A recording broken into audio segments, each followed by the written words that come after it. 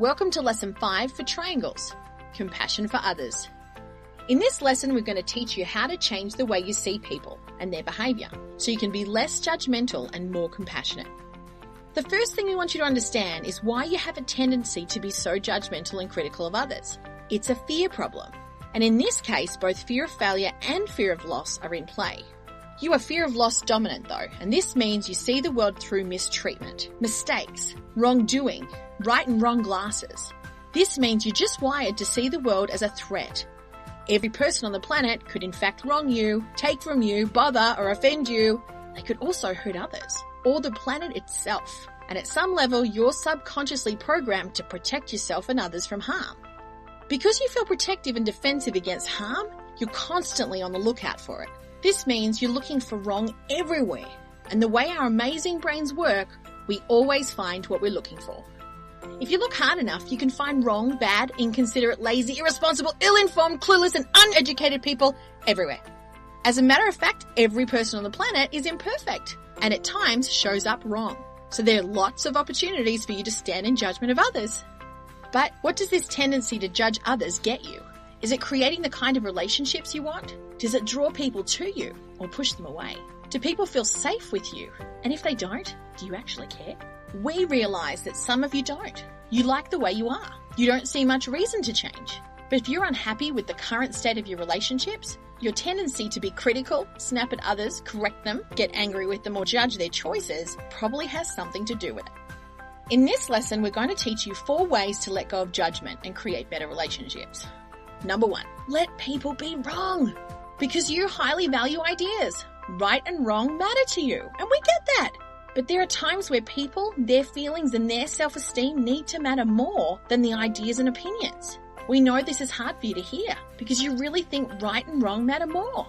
But if you want to have better relationships, you have to put people first. This means actually honouring and respecting their right to see the world as they see it, do things their own way, and even hold opinions you disagree with. You can still disagree in your head, but just don't disagree out loud. Out loud, you can make comments like, I understand how you might see it that way, or you have an interesting viewpoint. It's different from mine, but I respect that. As much as possible, practice letting them be wrong without correcting them, reminding yourself that other people can be different or think different and still have the same value as you. Number 2, remember they are different, but they have the same value. In Lesson 2, we taught you the power of changing your policy on human value and seeing all humans as having the same. You might want to keep listening to the Shape Up subconscious audio recording, You Are Good Enough. It'll help you internalize this principle. Number 3, their journey is none of your business. Every person on the planet is experiencing a completely unique, one-of-a-kind classroom journey, and you cannot ever compare yours with theirs. No one else will ever get your parents, your upbringing, your experiences and knowledge, even if they are the same shape. This means we cannot compare journeys and we cannot stand in judgment on how they're doing things in their classroom. We haven't walked a mile in their shoes. We have no idea what they've been through. Your job is to focus on your classroom journey and be the best version of yourself you can be. Number 4, every minute you're focused on what's wrong in someone else, you're missing what's wrong and needs to be worked on in yourself.